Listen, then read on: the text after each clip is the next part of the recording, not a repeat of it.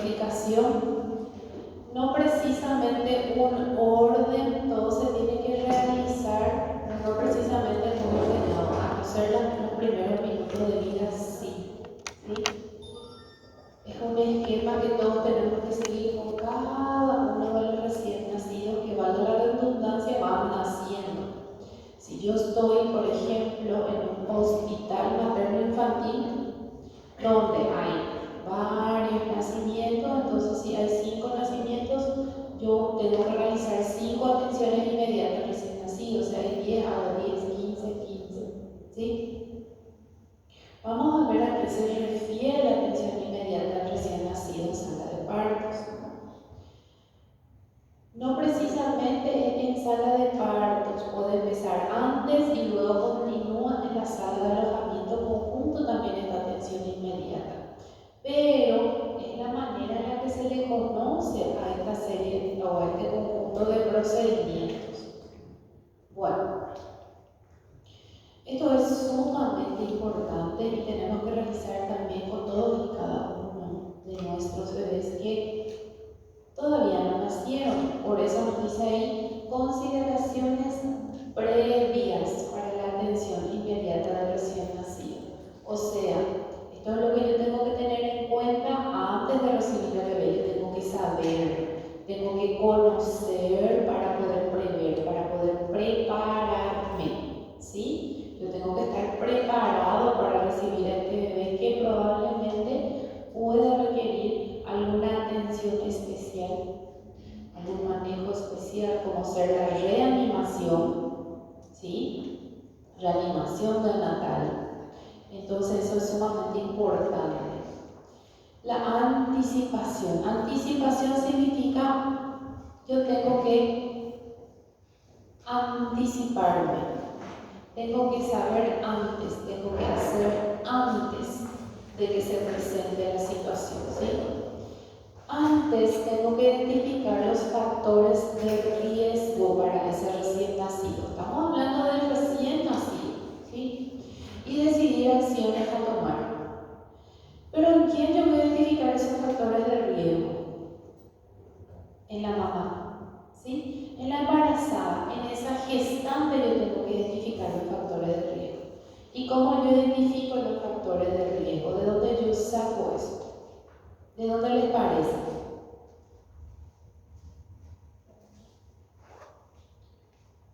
Del ginecobstetra que le maneja a esa paciente, ¿verdad? ¿Quiénes son? ¿Quién es el médico que atiende a esa gestante? ¿Soy yo? No.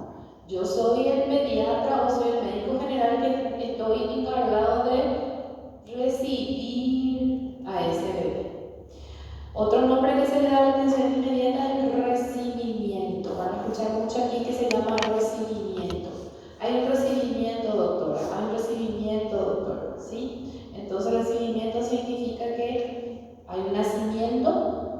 Yo voy, tengo que recibir a ese bebé y realizar el proceso de la atención inmediata al recién nacido.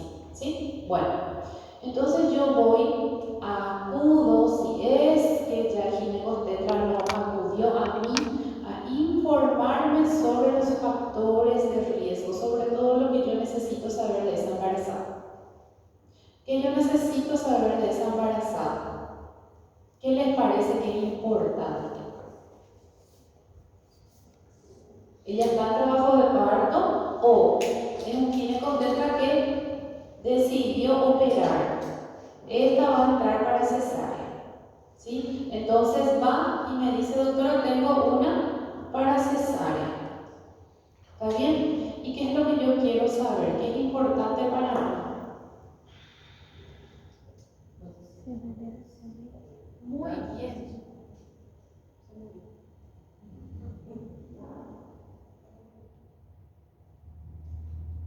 Saber si es de término o no, ¿verdad? Es sumamente importante saber si es de término o no. ¿Por qué? ¿Qué dice ahí? Está subrayado ahí. ¿Qué palabra?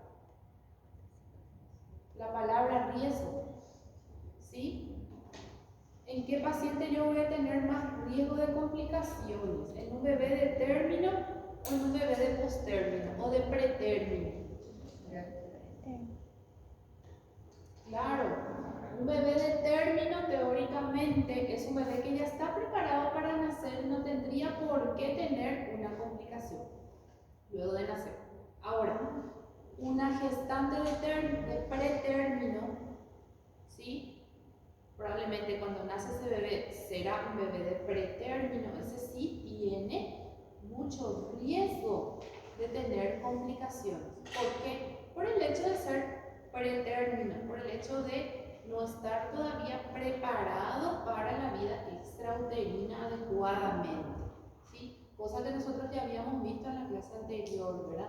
El bebé de pretérmino es un bebé pequeño, ¿sí? Un bebé que todavía no se desarrolló adecuadamente, principalmente que la parte respiratoria, ¿verdad? Sabemos que los alveolos están compuestos por los neumocitos que tienen que secretar el surfactante. Entonces, en un bebé de pretérmino podemos tener déficit de eso. Y al tener déficit de eso, vamos a tener una patología específica que se llama enfermedad de la membrana hialina, por ejemplo. ¿Sí?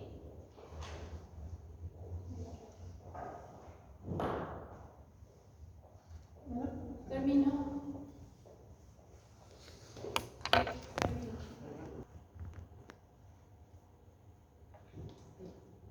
Sí.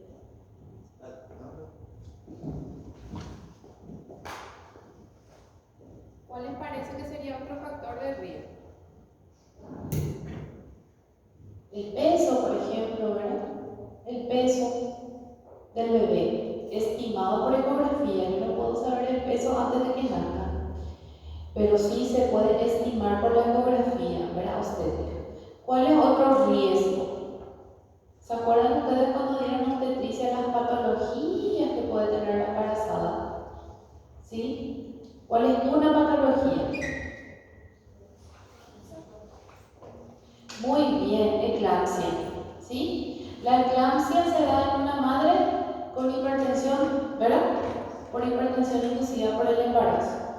Entonces, vimos nosotros en obstetricia las consecuencias que eso puede tener para la mamá y para el bebé, ¿verdad? Entonces, una insuficiencia placentaria y en el bebé cómo se puede presentar. Como retardo de crecimiento intrauterino, ¿sí? Y puede desencadenar un parto de pretérmino, ¿verdad?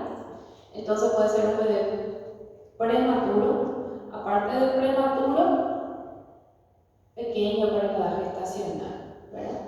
Y también a consecuencia de la eclampsia puede sufrir en el seno materno, en el útero, hipoxia, ¿verdad? Hipoxia. Entonces, otros factores de riesgo, ¿verdad? Por ejemplo, ¿cuál es otra patología común en la embarazada? Una infección, por ejemplo. Infección de vías urinarias es bastante común en la embarazada. ¿Y a qué predispone la infección de vías urinarias? Al parto de pretérmino, ¿verdad? Amenaza de parto prematuro, ¿sí? La amenaza de parto prematuro, una de las causas son las infecciones, la infección urinaria. ¿Está bien? ¿Qué más? ¿Cuál es otra patología? Y aparte que la mamá está infectada, entonces el niño puede nacer también con infección, sepsis neonatal, ¿sí? ¿Qué más? ¿Cuál es otra patología que puede afectar bastante al bebé? Diabetes gestacional. La diabetes gestacional, ¿qué hace? Hace que el bebé pueda ser macrosómico. ¿Está bien? El bebé macrosómico obviamente que va a dificultar el parto vaginal, ¿sí? Por desproporción cefalopélvica probablemente. Entonces, la desproporción cefalopélvica, ¿qué hace? Hace que el parto sea eutóxico o distóxico. Distóxico, ¿verdad? Bueno, entonces un parto distóxico, ¿qué predispone? Trauma obstétrico, ¿verdad? Trauma obstétrico, trauma del bebé, ¿sí? Se puede fracturar la clavícula, el húmero. ¿Qué más predispone? A que el bebé también sufre hipoxia o asfixia perinatal, ¿verdad? Bueno, y muchas otras cosas más, ¿verdad? Ya que existe una hipertrofia del bebé, una hipertrofia del músculo cardíaco también. Entonces el niño generalmente, hijo de una madre diabética no compensada o descompensada, también es un cardiópata, ¿sí? Por la hipertrofia de ese músculo cardíaco. Bueno, entonces existen muchísimas cosas que yo necesito saber y muchas otras cosas más. Por ejemplo, es importante saber el estado serológico de la mamá, ¿sí? HIV, PDRL, ¿verdad? Bueno, entonces son una serie de situaciones que yo tengo que saber, tengo que conocer. Antecedentes de la mamá, por ejemplo. Si la mamá es nulípara y está en trabajo de parto, obviamente que es un trabajo de parto un poco más dificultoso que una mamá que ya es secundípara, tercípara, ¿verdad? Entonces, ¿qué más también es importante? Si el bebé es único o es gemelar. Gemelar de por sí es un embarazo de riesgo y un parto de riesgo también. Gemelaridad también, ¿qué hace? Hace que los bebés sean de bajo peso, ¿sí? Entonces, todo lo que favorezca que mi bebé sea pretérmino o postérmino o de bajo peso, con retardo de crecimiento intrauterino, o que sea macrosómico, todo eso son factores de riesgo. Entonces yo tengo que prepararme y para poder decidir acciones a tomar en ese momento. ¿Sí? No es que un bebé con una madre eclántica va a nacer mal, va a necesitar reanimación, quizás no.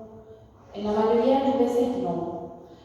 Pero en el caso de que sí necesite, yo tengo que estar preparado, ¿verdad? Y también tengo que estar preparado para referir oportunamente a ese paciente, ¿sí? Y en el caso de que se haya identificado el factor de riesgo, entonces tengo que decidir yo, ¿será que es conveniente que ese parto se lleve a cabo en este hospital donde yo no tengo todo lo que necesita para la atención adecuada a ese recién nacido? Por ejemplo, es un bebé que la ecografía se identificó que tiene una gastrosquisis o un falocelia, que son malformaciones de la pared abdominal del recién nacido. Eso ya se sabe. O por ejemplo, ¿cuál es otra patología muy importante? Que son urgencias quirúrgicas neonatales. Está el meningocelo, meningocele, ¿verdad? Entonces, si ese bebé, yo sé que al nacer va a necesitar cirugía, ese parto ya tengo que ver para que se realice en ese hospital de alta complejidad, donde pueda ser atendido inmediatamente ese bebé. Bueno, entonces ahí empezamos nosotros con la atención inmediata al recién nacido. Hablo con el ginecobstetra y agarro la ficha de la paciente. Agarro todo el expediente de la paciente y leo desde la historia clínica todos sus laboratorios. ¿Está bien? ¿Por qué? Porque al final de todo esto yo tengo que llenar también una historia clínica del recién nacido. Todos y cada uno de los recién nacidos tienen su historia clínica del recién nacido, ¿sí? Que tiene dos partes, igual que las historias clínicas que nosotros hacemos a nuestros pacientes, niños y adultos. Tiene la parte de anamnesis y la parte de examen físico, ¿verdad? Solo que es un poquito diferente nada más. La parte de anamnesis, la primera parte vamos a hablar sobre datos maternos. Entonces ahí va a entrar todo lo que estuvimos hablando ahora. La mamá, su identificación, su número de documento, cédula, edad, antecedentes ginecobstétricos. Que es también importante saber de la mamá, grupo sanguíneo, ¿verdad? Es muy importante saber el grupo sanguíneo y si es una madre de RH negativa, si tiene su test de Cox indirecto, para saber si es sensibilizada o no. antecedentes ginecostétricos, gestas, parto, cesárea, aborto, la parte serológica, si está medicada por alguna patología, qué patología ella sufre, crónicas o relacionadas con el embarazo, todo lo que tuvo durante su embarazo, infección urinaria, si tuvo VRL positivo, es sumamente importante saber si recibe tratamiento con su penicilina, si tiene un tratamiento adecuado o no.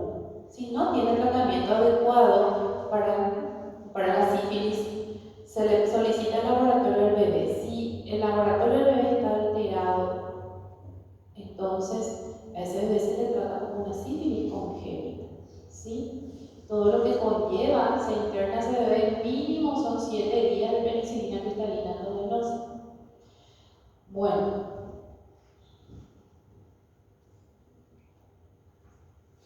preparación. Yo ya he visto todas las fichas, los historias clínicas, datos maternos, datos del parto y datos de recién nacido, ¿sí? Son los 3 apartados que incluye la ficha de recién nacido, más aparte el examen físico, el diagnóstico, las huellas plantares del bebé, ¿sí? Algunas historias clínicas piden la huella derecha, algunos piden las 2 huellas del piecito, algunos piden una huella de un piecito con la huella del dedo de la mamá, el pulgar o el índice. ¿Está bien? Bueno, datos del parto, todo lo que incluye al parto, ¿sí? El parto fue vaginal o cesárea. ¿Por qué fue cesárea? El líquido es claro con grumos, meconial, una cruz, 2 cruces, 3 cruces, espeso, puré de arveja, ¿está bien? Si fue eutóxico, distóxico en el caso de que haya sido vaginal, si tuvo alguna complicación, circular de cordón, circular simple, circular ceñido, doble, triple circular, ¿está bien? ¿Qué hora fue el parto? ¿Qué día? ¿Está bien? Entonces todo eso del parto. Y luego datos del recién nacido, por último. Entonces ahí vamos a anotar todo lo que nosotros vamos a ir sacando cuando hagamos la atención inmediata. Ahí tenemos que tener al recién nacido. ¿Qué hora nació el bebé? ¿Sí? Todos los datos antropométricos. ¿Cuáles son los datos antropométricos? Peso, talla, perímetro cefálico, ¿sí? Si queremos agregarle perímetro torácico, perímetro abdominal, está bien.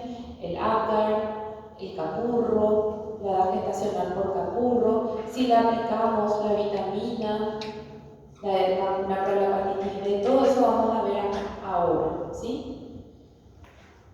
Y un poco de los datos al examen físico. Tenemos que conocer todo lo que es normal para poder determinar y conocer, identificar lo que es anormal, ¿está bien? Bueno, ¿dónde se hace esa atención inmediata al recién nacido? ¿Sí? Se realiza en la unidad tocoquirúrgica. Es el pabellón o ese quirófano que está destinado para el parto o la cesárea. ¿Sí? Yo tengo que tener un sitio preparado para atender a ese recién nacido. Puede ser en el mismo quirófano o en una sala contigua al quirófano. ¿Está bien? ¿Quiénes tienen que realizar? Una persona capacitada en atención del recién nacido normal y en reanimación neonatal. O sea, cuando yo recibo a ese bebé tengo que estar preparado no solamente para hacer todos los procedimientos, sino que también tengo que estar preparado para hacer la reanimación en el caso de que el recién nacido necesite. Bueno, es muy importante el ambiente donde se realiza la recepción del neonato con una temperatura no menor de 24 grados, ¿sí? Tiene que ser un ambiente cálido. Por eso esa es la pelea de los cirujanos y los anestesiólogos con los pediatras, porque ellos siempre quieren tener el quirófano congelado y en el caso de un parto no se puede porque ese bebé es un ser lábil, ¿sí? Que cuando nace entra en un periodo de transición de lo que es la vida fetal a la vida intrauterina, que es demasiado importante para ellos, difícil. ¿A qué temperatura está el niño en el seno materno? ¿Cuál es la temperatura ambiente del bebé en la panza de la mamá, en el útero? La temperatura del cuerpo materno, ¿verdad? Más o menos entre 36,5 y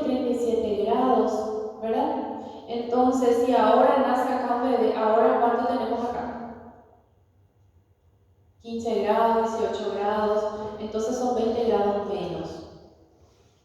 ¿Entienden? Entonces ocurre un choque de temperatura muy grande. Aparte que el bebé nace desnudo y nace mojado.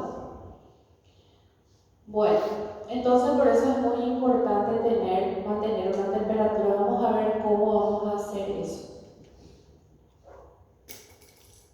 Bueno, la sala de recepción del recién nacido, ya les dije, en la unidad tocoquirúrgica, en el quirófano o en la sala contigua, y tiene que estar preparada para recibir, vigilar y estabilizar al recién nacido en el periodo de transición. El periodo de transición dura hasta 3 horas, 2 a 3 horas, ¿sí?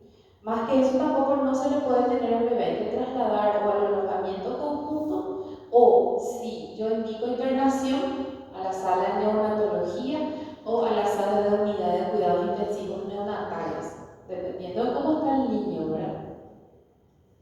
Bueno, esto probablemente sea un quirófano. Esto sería lo que era una servocuna, una cuna adaptada como servocuna, ¿verdad? La servocuna, vamos a ver, hay otra fotito donde se ve una servocuna un poco más moderna. Esta es una cunita que generalmente es alta, ¿sí? Más o menos a la altura de un poco más arriba entre la cintura y el pecho, para que a nosotros nos dé un rango de trabajo más cómodo.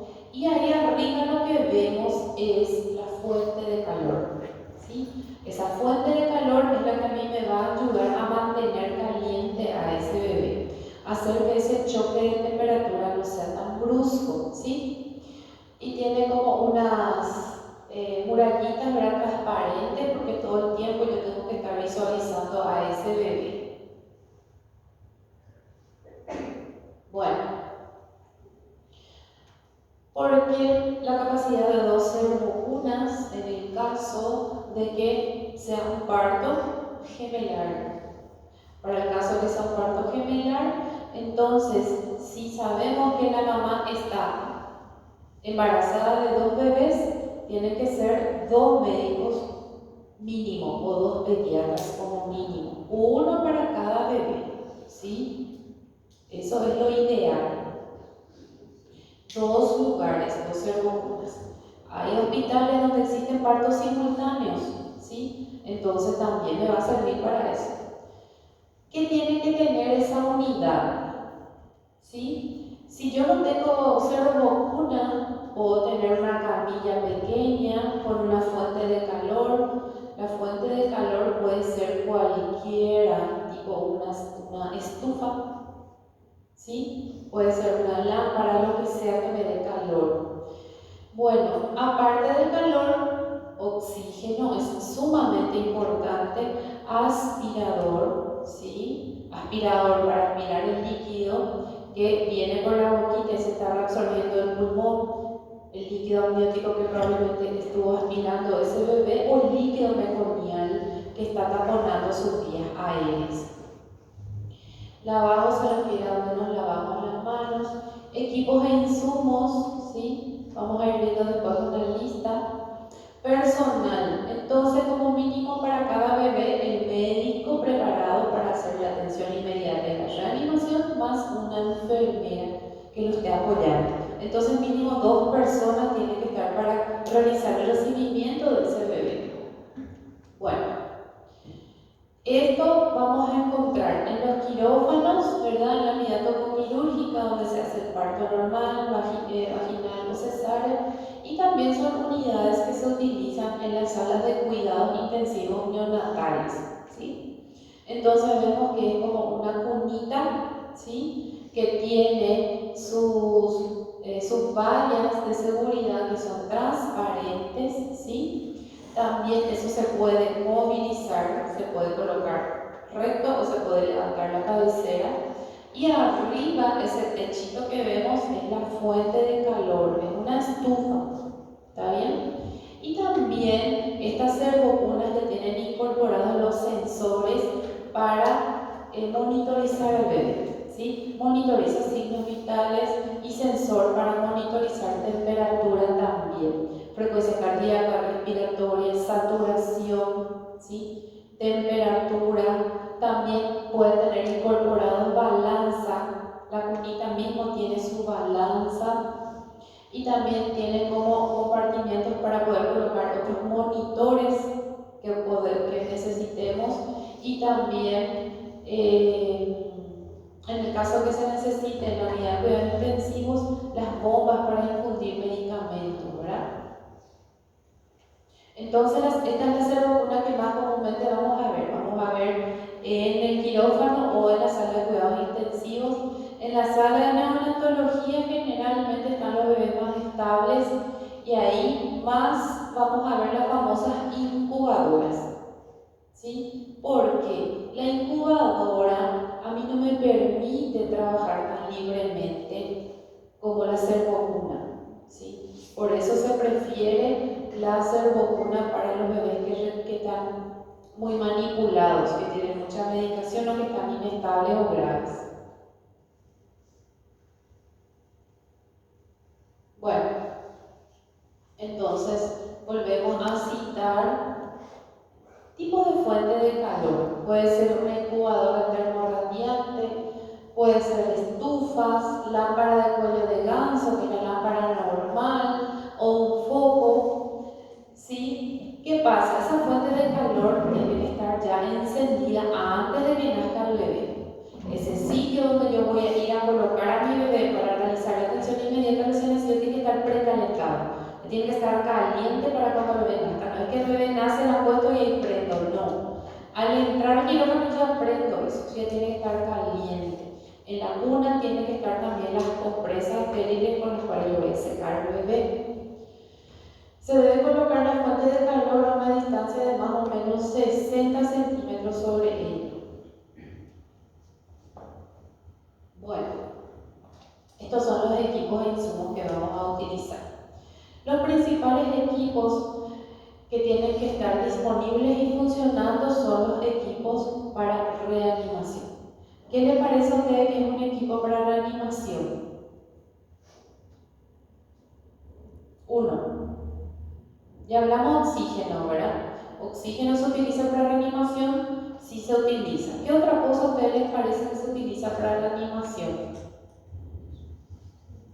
La bolsa mascarilla, ¿verdad? El famoso AMBU para realizar una ventilación a presión positiva, ¿sí? Bolsa con mascarilla. Acá nosotros comúnmente en los hospitales le conocemos como AMBU, ¿sí? AMBU. O equipo para ventilación a presión positiva, para realizar BPP, ventilación a presión positiva.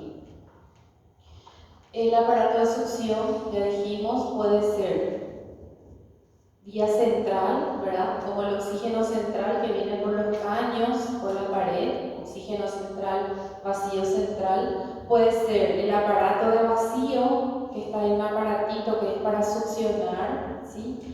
Y también puede ser el aparato de succión normal, la perita de goma, también me sirve, ¿sí? El vacío y el aparato de vacío se utiliza con sondas de succión. Oxígeno ya dijimos, y eventualmente si es que voy a necesitar intubar a ese paciente, el laringoscopio funcionante con una pala recta adecuada para recién nacido, ¿sí? Por eso es muy importante saber el tamaño más o menos y la edad gestacional para prever el tamaño de la pala del laringoscopio. Tiene que ser una pala recta. Para los recién nacidos se utiliza la pala recta, no la curva como se utiliza con los niños grandes y adultos. Y obviamente el tubo endotraqueal, número adecuado para el tamaño de ese paciente. También el AMBU tenemos que tener la mascarilla que tenga el tamaño adecuado para la carita de ese bebé, ¿sí? Porque hay diferentes tamaños también de la mascarilla y de la bolsa, ¿sí? Porque, por ejemplo, para un niño grande adulto voy a usar una bolsa de 1 litro, pero para un recién nacido voy a usar una bolsa de medio litro nada más.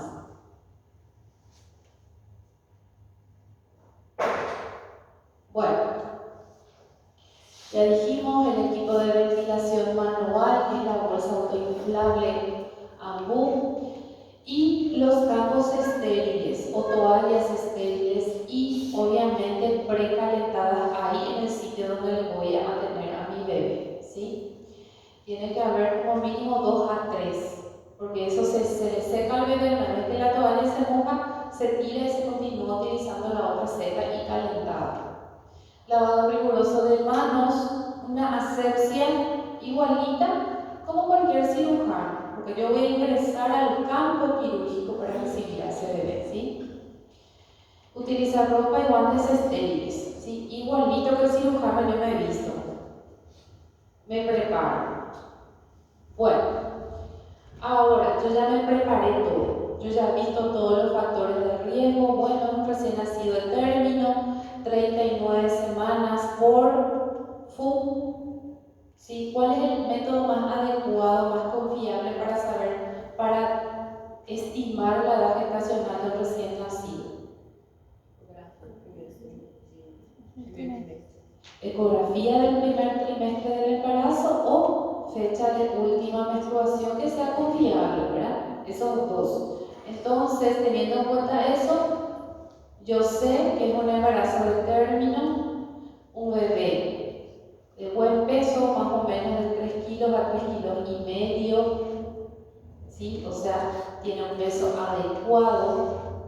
La mamá no tiene ninguna patología durante el embarazo, no es diabética, no es hipertensa, no tuvo infección urinaria, ¿sí? Entonces, los antecedentes ginecostétricos, el estado serológico, porque por ejemplo, si yo sé que es una madre HIV, el obstetra sabe que le tiene que gotear su AZT durante la cesárea, por ejemplo, ¿sí? Entonces, todas esas cosas hay que prever y hacer.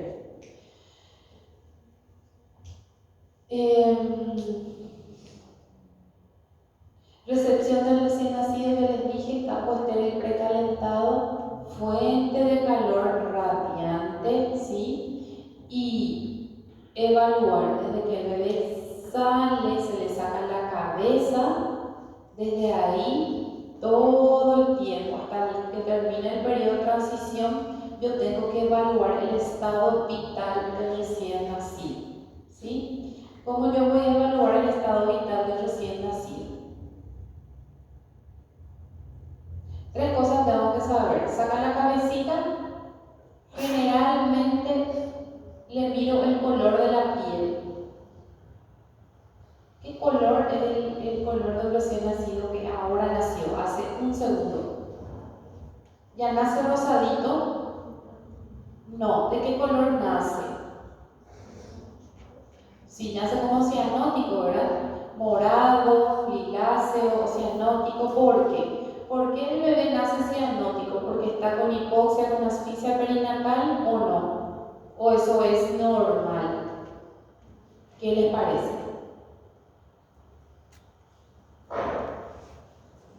Es normal que el bebé, por ejemplo, cuando le sacan del útero, esté a su lado cianótico, es normal. Sí, es normal. ¿Sí? Entonces, si nace el bebé y le ven que está cianótico, y ustedes salen corriendo y miran asustado.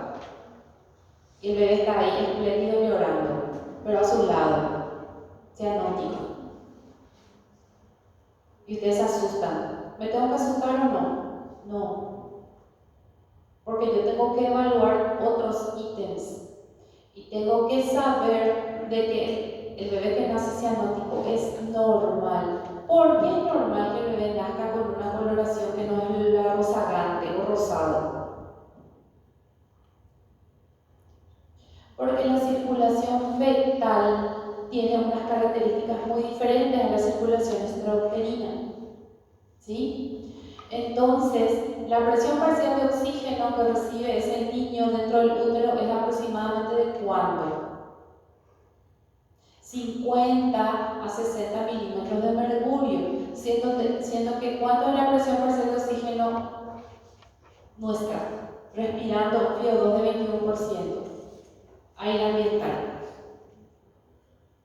80 a 100. 80 a 100 es la presión parcial de oxígeno normal nuestra. Y la presión parcial de oxígeno de ese bebé en el útero es mucho menor. ¿Sí? Entonces, por eso ese bebé nace cianótico. Pero eso es normal. Pero tiene que permanecer cianótico ¿cuánto tiempo? Sí, esa evolución lo que yo tengo que saber.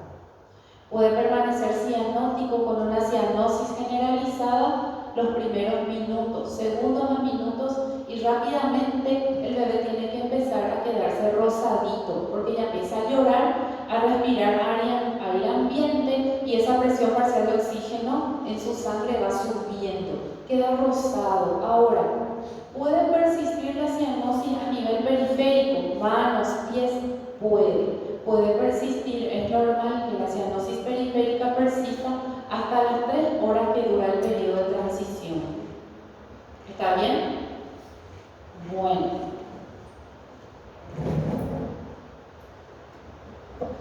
¿Qué más tengo que mirar al bebé cuando nace?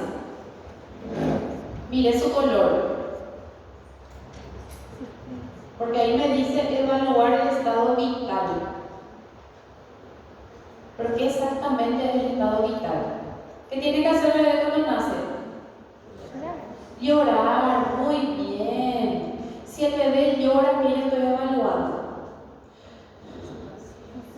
El esfuerzo respiratorio, tiene que estar respirando. Si el bebé llora, significa que está respirando y que tiene un buen esfuerzo respiratorio. Porque el bebé puede nacer y ¿eso es un buen esfuerzo respiratorio? No. Si llora, significa que sí tiene un buen esfuerzo respiratorio, ¿sí? Entonces, yo evalué su color, eso es los primeros segundos de vida que tiene. 2, 3 segundos de vida, hasta los 10 segundos máximo. Color, respiración, esfuerzo respiratorio. ¿Qué más tengo que ver? Sale el bebé y yo ya veo que es un bebé de buen peso y que probablemente es de término. ¿Sí? ¿Por qué yo veo que es de término? Porque tiene un tosebáceo. Vamos a ver todas las características clínicas. Tengo que saber qué es el punto sebáceo, que tiene que tener el tipo de piel, ¿sí? Tiene que ser una piel gruesa, no una piel fina, gelatinosa, como es la característica de la piel del bebé de pretérmino o prematuro, ¿sí? Entonces, de término ya se está quedando rosado, tiene buen esfuerzo respiratorio porque llora, y que es lo último que me importa. Tono muscular, ¿sí? Tono muscular. El bebé tiene que nacer, ven que el bebé normal hace esto y se queda ahí duro y moviendo. Bueno, muchas veces el bebé le saca y se queda así.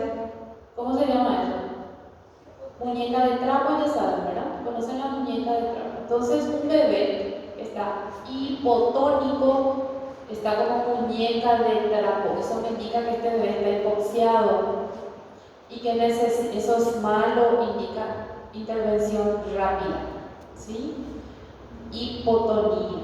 Entonces tengo que ver que el bebé tenga un buen tono muscular, ¿sí? Tono muscular, color, esfuerzo respiratorio, si es de término o no.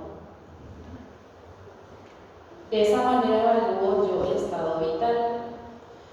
Frecuencia respiratoria, esfuerzo respiratorio, frecuencia cardíaca también, color. Si el bebé tiene un llanto vigoroso, su color está quedando rosadito, tiene buen tono muscular, sí o sí ese bebé va a tener una frecuencia cardíaca de más de 100 por minuto.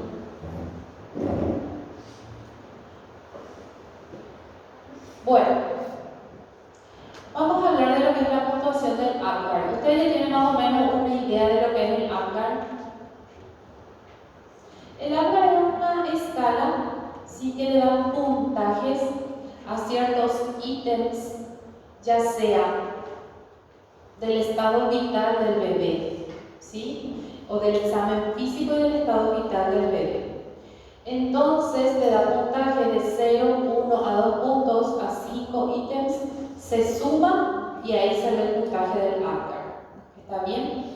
Pero ¿para qué me sirve el APGAR? Principalmente lo que tenemos que saber es que determina la condición del RN al primer y al quinto minuto. ¿Está bien? ¿Se acuerdan que yo les dije que hay que evaluar el estado vital en los primeros segundos? 5 hasta 10 segundos como máximo. Entonces, el Apgar no me sirve para decidir si ese bebé necesita o no reanimación. Si ese bebé sufrió alguna injuria durante ese embarazo o parto, si sufrió una asfixia perinatal, entonces va a tener un Apgar bajo y me va a determinar de que sí tuvo una afectación ese bebé, pero no para reanimación, no me sirve. Acuérdense de eso porque eso es pregunta de examen.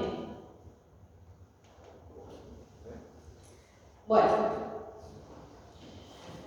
esta imagen es lo que no tienen que olvidarse. Entonces, cada vez que ustedes ven un nacimiento, le tienen que ver a ese bebé. ¿Sí? Vamos a ver otras fotitos también de otro bebé. Tienen que ver a este bebé. ¿Qué es lo que me llama la atención en este bebé? Su color, ¿verdad? Él no está cianótico. ¿Qué más? Está llorando y con cara fea. La cara fea es muy importante. La cara fea es lo que yo miro para determinar, ahí lo que dice en el medio, irritabilidad refleja. ¿Sí? ¿Qué más llama la atención? Muy bien, la posición de los miembros. Los miembros están flexionados y aparentemente en movilización activa. Eso es muy bueno. ¿Sí?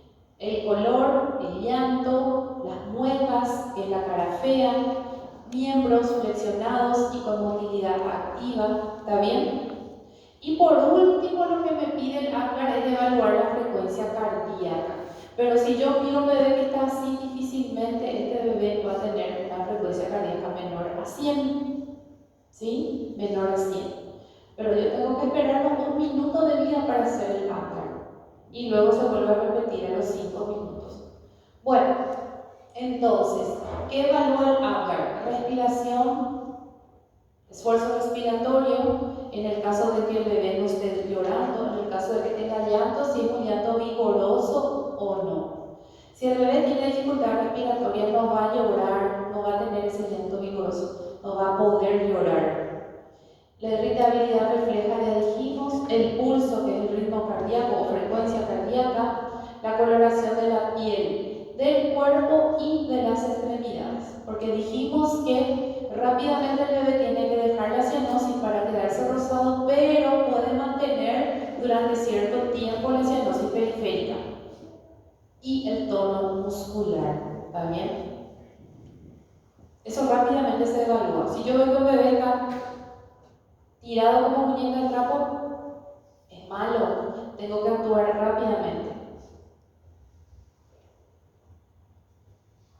Eso es en el estado vital, no para el Apgar. El Apgar sí evalúa tono, sí evalúa, pero a los 1 minuto. Si a los 10 minutos yo veo que un bebé está muñeca de trapo, no espero 1 minuto para hacer Apgar, no. Inicio la reanimación. Bueno, aquí está. Si tengo yo latidos cardíacos de más de 100 o más, 2 puntos. Si tiene menos de 100, 1 punto. Si están ausentes, 0 puntos. Pero en el recién nacido, si el bebé tiene latidos cardíacos 60 o menos, se considera paro cardíaco. O sea, se hace la reanimación como si fuera un paro cardíaco. Esfuerzo respiratorio ausente, 0 puntos. Si es un esfuerzo irregular, débil, un llanto débil, 1 punto. O si tiene un esfuerzo respiratorio regular, ¿sí? Buen esfuerzo respiratorio, respira normalmente, sumado a todo el resto que está normal, o tiene un llanto vigoroso, 2 puntos. Tono muscular, si está flácido o hipotónico, es lo mismo, la flacidez o la hipotonía, 0 puntos. Si tiene una flexión moderada de extremidades, no está con un tono muscular bueno, pero tampoco no está totalmente flácido, 1 punto. Y si tiene movimientos activos, 2 puntos. ¿Sí? La irritabilidad refleja, si no tiene ninguna mueca en la cara, 0. Si tiene muecas, 1 punto. Si tiene llanto vigoroso, tos, cara fea con llanto, 2 puntos. Y el color de piel y mucosas. Si tiene coloración rosada, central y en manos y pies completo generalizado, 2 puntos, ¿sí? Ahora, en el caso de que tenga cianosis solamente en manos y pies, 1 punto, y cianosis generalizada, 0 puntos. Y eso se suma, es lo mismo que se hace en los 1 minuto y a los 5 minutos, y se suma.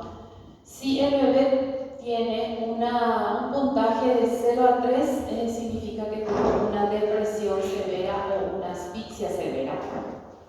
4 a 6 puntos, una asfixia moderada, y 7 a 10 es un Apgar normal, ¿está bien? Entonces van a ver ustedes en la historia clínica de los recién nacidos, dicen 8/9. ¿Qué significa eso? Que el 8 es el Apgar al primer minuto y el 9 es el Apgar al quinto minuto.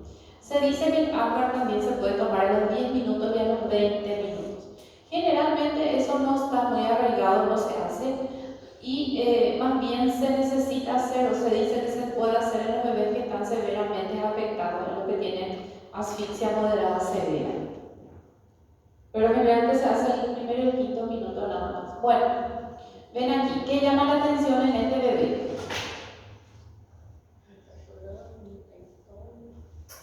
¿Está llorando? ¿Tiene cara fea o no? Sí, eso es muy importante. Muy importante, gente, sí. Si yo veo un bebé que está con una fase inexpresiva, eso es malo. ¿Qué más? ¿Ven lo que hace el médico que le está ocultando? Le tiene que agarrar de la mano para que no le... porque el bebé lucha para sacar todo, quiere agarrar lo que sea, entonces el médico le tiene que atajar para poder ocultar. Ese es un bebé normal, ¿sí? El bebé quiere sacar todo, no quiere que se le ponga nada. El niño mira, pero esa es la actitud, esa es la motilidad activa del recién nacido, normal, ¿sí? Los miembros flexionados. ¿Ven está rosadito o está ligeramente cianótico? Aparentemente impresiona una cianosis en los deditos, ¿verdad? Se nota que están los primeros minutos de vida. ¿Está bien? Impresiona un bebé ligeramente entre término y pretérmino. De término. ¿Por qué? ¿Por qué más de término? Aparentemente tiene el punto sebáceo. Vamos a ver, ven esa cremita blanca que le cubre a los bebés. Bueno, esa cremita aparece en los bebés de término, ¿sí? A partir de las 37 semanas. Esa es una de las características físicas que vamos a ir citando también. Bueno, esto es a modo de citar, gente, no es ahora mismo el objetivo de nuestra clase, asfixia en el recién nacido, ¿sí? Más bien va con lo que es, por ejemplo, el síndrome de aspiración de líquido amniótico meconial, para determinar un poquito lo que es el Apgar, ¿verdad? El Apgar no se debe utilizar como una evidencia de daño neurológico, sí me da una graduación de la afectación, del grado de asfixia, pero no el daño neurológico. El daño neurológico sucesivamente con el paso del tiempo se va a ver. Y la asfixia se debe demostrar por la acidosis, Apgar menor a 3 a los 5 minutos, manifestaciones neurológicas, compromiso multiorgánico, que eso se va evaluando durante la internación de ese bebé, probablemente en la unidad de cuidados intensivos neonatales. Bueno, entonces, yo le acosté al bebé, el bebé nació, yo evalué el estado vital, ¿sí? Rápidamente. Está todo ok, tiene un Apgar entre 7 a 10 al primer minuto, un secado exhaustivo, mientras tanto yo le fui secando. Una vez que esa compresa con la que le sequé se humedece, cambio por otra seca y precalentada, ¿sí? Se aspira en el caso de que sea necesario. El aspirado no es obligatorio. Si yo veo que existe secreción abundante que obstruye las vías aéreas, aspiro. Primero se aspira la boca y luego se aspira la nariz. Se rubrica el cuello ligeramente extendido, ¿sí? ¿Por qué? Porque el recién nacido tiene el occipucio prominente. Entonces, al estar en decúbito dorsal tiende a ser esta posición, por la prominencia del occipucio.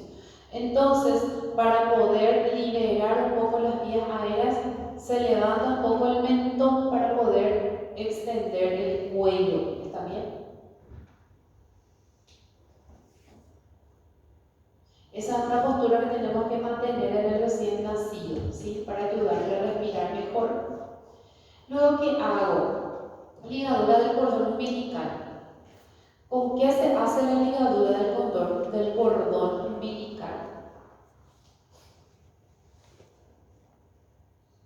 ¿Ya vieron ustedes el clamp ese de plástico blanco? De plástico. Se pinza con eso, ¿sí? Eso es lo que yo voy a hacer. Ahora, ¿en qué momento se corta el cordón umbilical cuando el bebé nace? Anteriormente no se le daba importancia, nacía el bebé y se pinzaba, el obstetra cortaba el cordón, le entregaba al pediatra y el pediatra le llevaba al bebé. Hoy en día no, hoy en día se sabe que cuanto más tardío el pinzamiento del cordón, disminuye significativamente la frecuencia de anemia del lactante, ¿sí? Entonces, ¿qué es lo que hace el obstetra? ¿Sí? Espera 30 a 60 segundos o más que pare de latir. Una vez que se siente que el cordón ya no late, ahí corta, ¿sí? Corta el cordón y me entrega a mí y yo voy y clampo. ¿Clampo dónde? Generalmente a 2 traveses de la piel. Coloco mi dedo sobre la piel y esa es mi medición rápida, ¿sí? Esta distancia. Coloco ahí el clamp. Es como unos dientitos, o tiene como unos dientes y una vez que se traba eso, ya no se puede destrabar, ¿sí? Y corto lo que redunda, lo que sobra, y eso es lo que queda, ese tamaño del cordón con el clamp. ¿Eso cómo se llama? Lo que queda de cordón. El cordón ya fue, y lo que queda sobre la pancita, ese pedazo de cordón umbilical se llama muñón umbilical. Ese es el muñón umbilical, ¿sí? Bueno, entonces, se utiliza el clamp de plástico. Anteriormente se utilizaba hilo, cinta, lo que sea. Hoy en día ya eso ya no. Lo que siempre van a ver en todos los hospitales es el clamp, ¿sí? Que es como unos dientitos de plástico.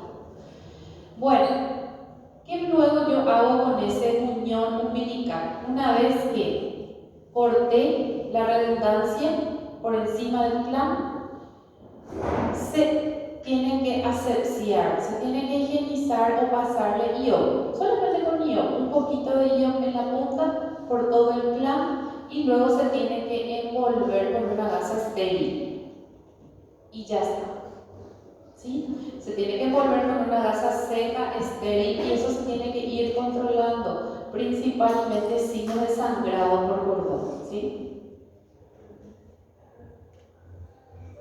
Entonces ese es otro de los procedimientos que realizo en la atención inmediata al recién nacido. Todo eso yo voy realizando siempre y cuando el estado vital del bebé me permita, ¿sí? Yo todo el tiempo estoy controlando llanto vigoroso, buen esfuerzo respiratorio, coloración, tono muscular, todo el tiempo estoy controlando. Si eso se mantiene normal, dentro de parámetros normales, yo voy continuando con mi procedimiento de atención inmediata recién nacido. Bueno, le sequé al bebé, ligué el cordón umbilical, hice una asepsia, una curación del cordón y envolví con gasa estéril. Bueno, entonces, esta es la imagen del recién nacido que nosotros tenemos que tener en mente. Esto es lo normal. Aparentemente es un recién nacido de término, ¿verdad? Es grande, tiene la piel gruesa, ¿sí? Vamos a ir viendo que también tenemos en cuenta la oreja, la forma de la curvatura del pabellón auricular. ¿Qué más? ¿Ven los miembros? Miembros flexionados con motilidad activa, ¿verdad? La coloración rosada. Ahí, por ejemplo, a ese bebé todavía no se le colocó el clamp.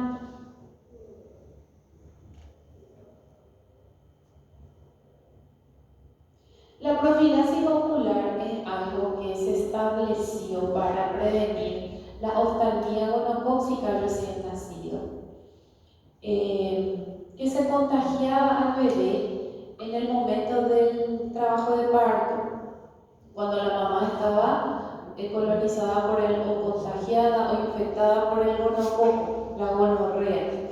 Entonces, al pasar por el canal del parto, el bebé se contagiaba con el gonococo y hacía una enfermedad que se llama la oftalmia gonocócica.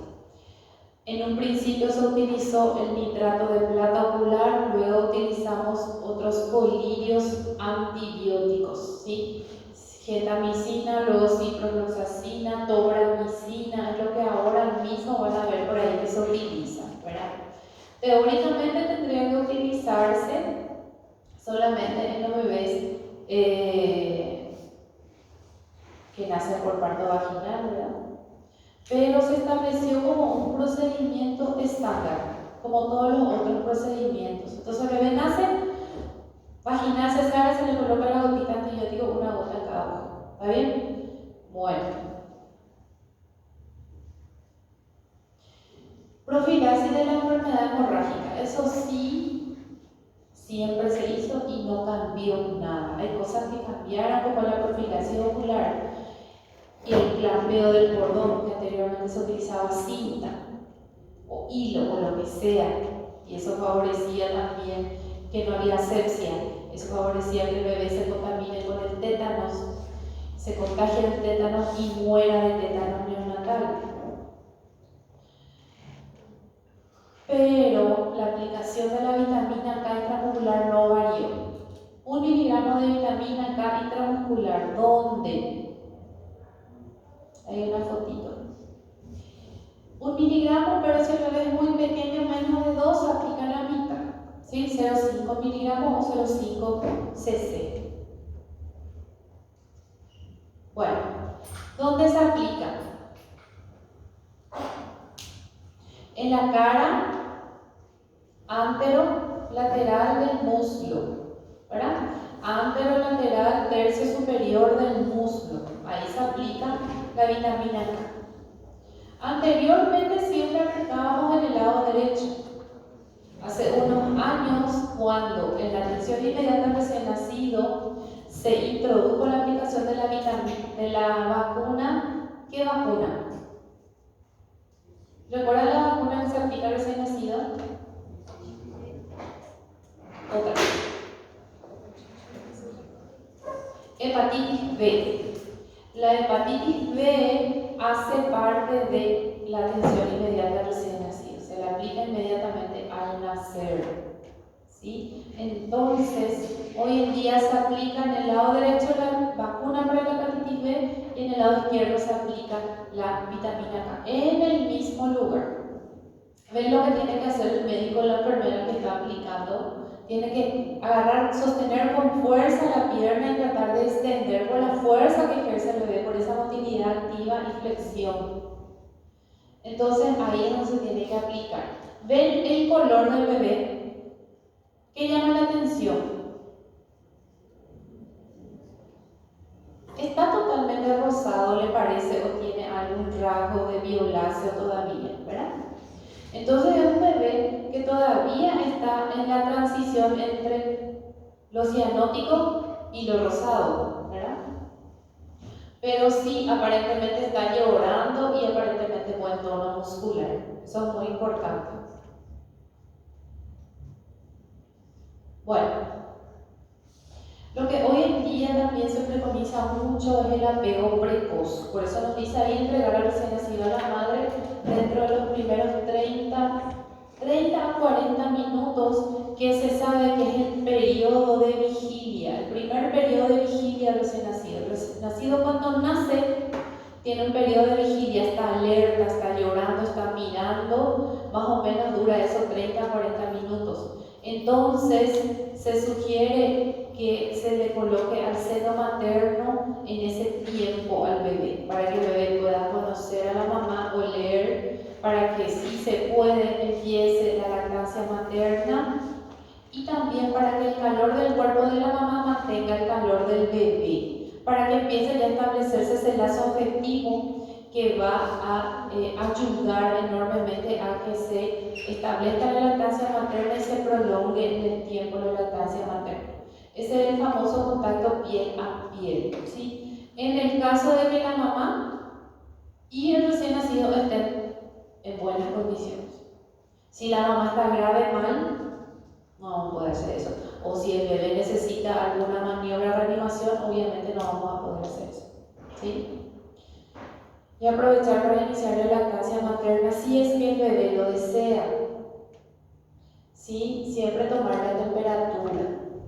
Debemos tratar de tomar temperatura rectal. ¿Por qué? Porque la temperatura rectal es la temperatura más fidedigna y también de esa manera nosotros al introducir el termómetro en el ano del bebé descartamos de que tenga una imperforación anal. Introducimos el termómetro, sacamos y si tiene rastros de meconio, entonces, ok, este bebé no tiene imperforación anal. La imperforación anal es una de las patologías congénitas quirúrgicas del recién nacido, que es una emergencia quirúrgica.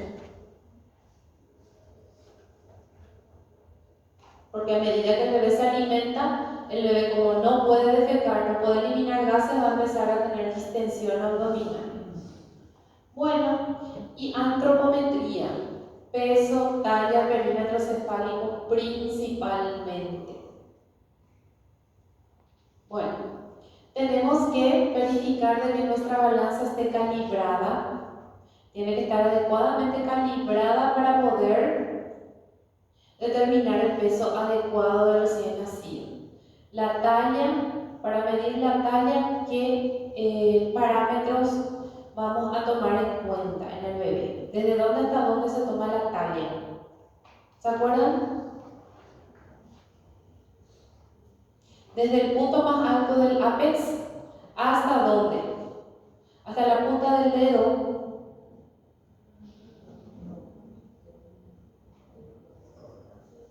Talón, ¿verdad? El talón hasta el ápex. ¿Qué yo tomo en cuenta para medir perímetro cefálico? ¿Dónde coloco mi cinta métrica? En la prominencia que está por encima del arco superciliar, la parte más prominente de la región frontal, adelante, y atrás que tomo en cuenta, ¿dónde coloco mi cinta métrica? La prominencia occipital del recién nacido, ¿sí? La prominencia occipital.